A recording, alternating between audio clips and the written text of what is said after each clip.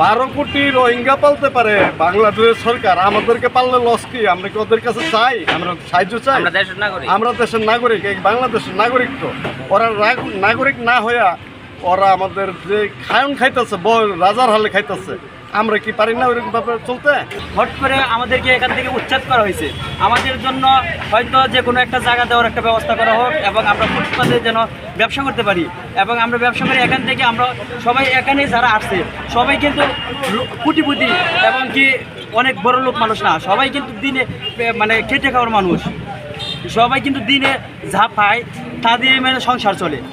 আর আজকে যদি আমরা ব্যবসা বাণিজ্য না করতে পারি, আমাদের সংসার কীভাবে চলবে?